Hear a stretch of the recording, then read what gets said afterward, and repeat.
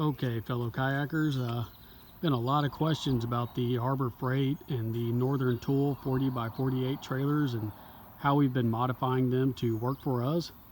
So I'm just going to do a quick walkthrough and just give you some tips and advice on what we did to get this one the way we wanted it. So to start off with, we just did the standard 40 by 48 Ironton brand trailer.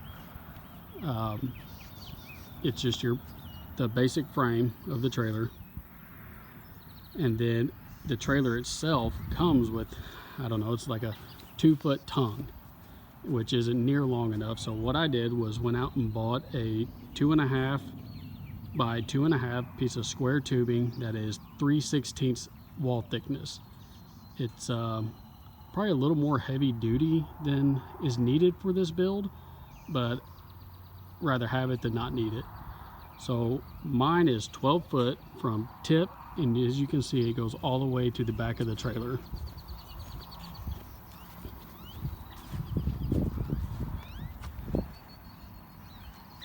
The original tongue only goes to the center crossbar here. I wanted to go to the full length of the trailer, and what I did is just marked my holes, drilled new holes into my new 2-inch pipe, and I used 3.5 inch long by 1/2 inch shank bolts to fasten that, so it goes all the way through the length of the trailer. That way it's going to take a lot of sway out. It's going to make your trailer frame itself a lot more rigid, and it really made this trailer a lot more solid than I feel that it would have been. The rack itself is, as you can see again, Ironton brand, and it is their 500-pound capacity, just standard ladder rack.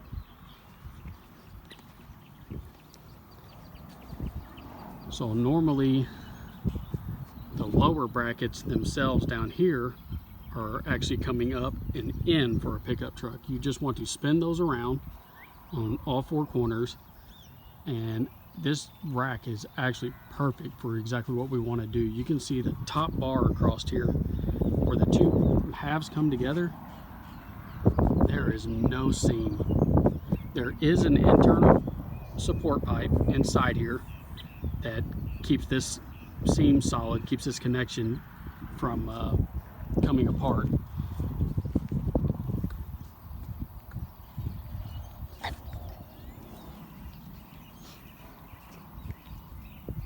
The inner pipe is held together with these Allen screws.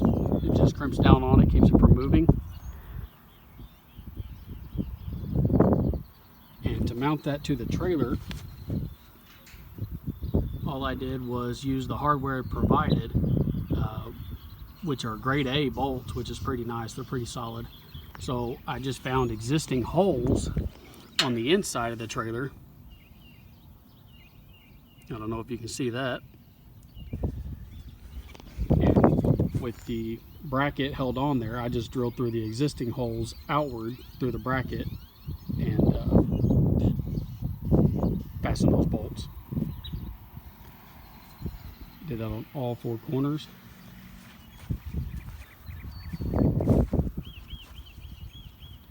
The fender kind of covers up the back bolt that's underneath it.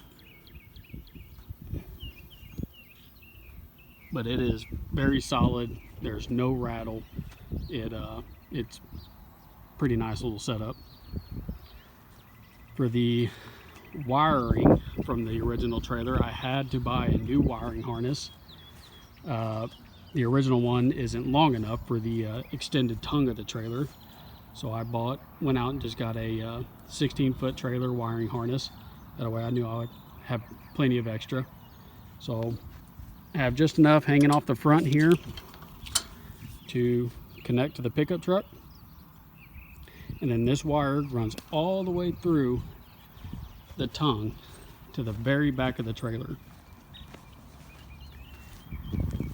I still have to clean this up some, but it comes out of the tongue, and there's a cavity under here that you can go through. Comes out this center hole, right turn signal, left turn signal. And then I ran a separate ground wire. A lot of people like to screw their ground wire right to the tongue of their hitch or to the mounting place of their light. I find that you have constant failures when you do this, so it's really good to just run a separate wire for just your ground. That way you know you always have a ground, your lights are always going to work. So the wires just run right through the channel, down through these holes, back up through here, and go into the tube of the rack. From underneath, there's a hole in the bottom of the rack here, and that wire runs up the pipe right to my lights. And that's how it's done on both sides.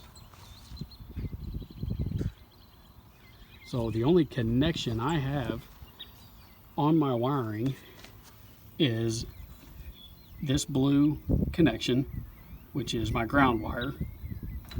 And then all my other connections are actually up here in the pipe and will be protected and never see water, and they're going to be, secure. They're not going to pull loose in there. I found these light brackets on Amazon. These are called Easy Mount Trailer Guide Adapters.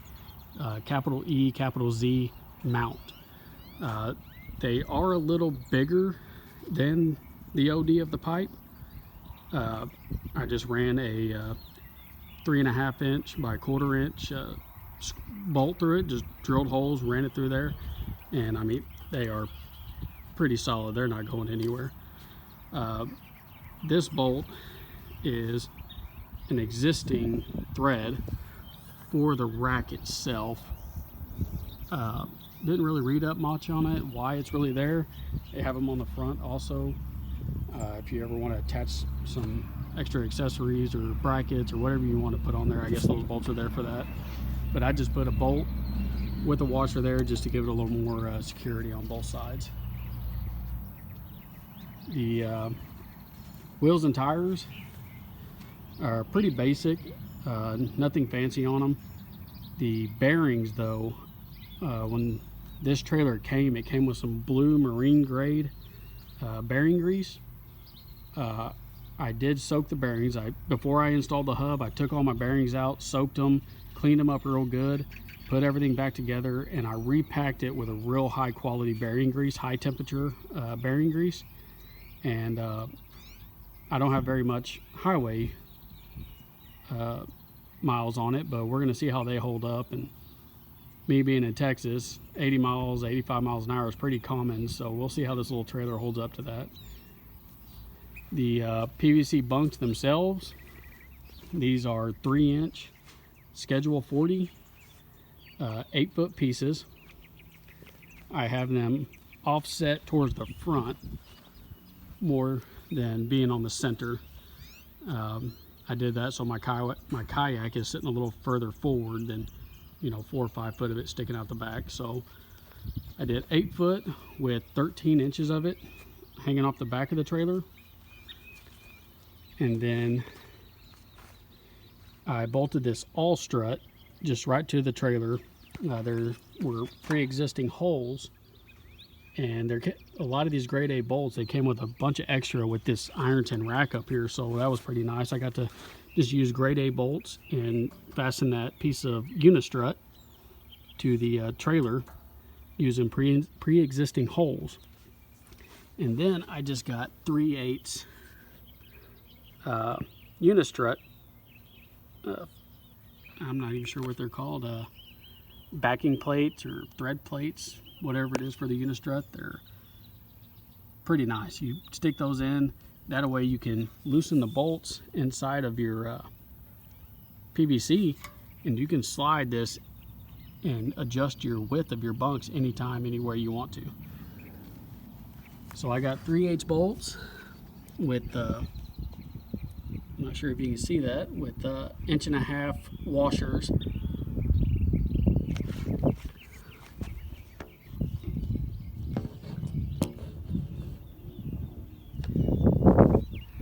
they just go right through the pipe and into those backing plates. And for my shear water, I have these spaced out 10 inches from center, five inches both sides, center to center. So, and it works out pretty good. So like I said, with this unistrut, you don't have to, you know, re-drill new holes every time you want to, you know, put a different kayak. If you have one kayak now and in the future you get a new one, all you have to do is loosen it up and slide them side to side however far you need to set them, and retighten them down, and you're good to go. I think that's pretty much it on it. It's very simple build. One thing I do want to point on is drill bits. There's going to be a lot of drilling, and for you people who do know, pilot holes are your best friend. When you're drilling these bigger 3/8, half inch, 3/4 holes, be sure to go through, drill a pilot hole. They start much easier, you get a cleaner cut, and it keeps your bigger bit on track and you don't walk off near as much. So get yourself a set of quality drill bits. I did this entire build with just box end wrenches, socket wrenches, and a 18-volt hand drill. If you have a drill press, especially for the tongue, that would be a lot easier if you have a bench long enough to hold that piece of steel, but it'll help keep them square a lot longer. Like I said, repack your bearings with good high quality grease. That'll really help you out going down the highway. I did add some reflectors on it to help with the visibility. Oh, and another thing I did was, instead of the 1 7/8 hitch that came with it, everything I have is 2-inch, and I just wanted to keep the same thing across all my trailers and equipment, so I went ahead and put a 2-inch hitch on this to match, and I don't have to keep swapping out a ball hitch every time I want to pull this. So that's pretty much it. If you have any questions, just leave a comment below and I'll answer it the best I can. And if you do plan on doing this, it's a solid little trailer. It's worked out really well. The crossbar across the top will be mainly for hauling buddies' kayaks, or, you know, one of my other kayaks over here if someone wants to go with me. If that's not the case, I do plan on doing a cargo rack on the top for seats, PFDs, paddles, stuff of that nature, tackle boxes. And I think I'm gonna be happy with this little build, and I'm about to take a 12-hour trip on it, so we're gonna see how it does at these high rate highway speeds. I do want to get a tongue jack for it, and I do still need to get a spare with a bracket for it. That'll definitely be a must before I take off on this trip, but I'll keep everybody posted on how it does on the trip, how it handles, and any issues I run into, and I'll be sure to let you guys know. But like I said, any more questions and need anything answered further in detail, just let me know, and I'll help you guys out. Thank you.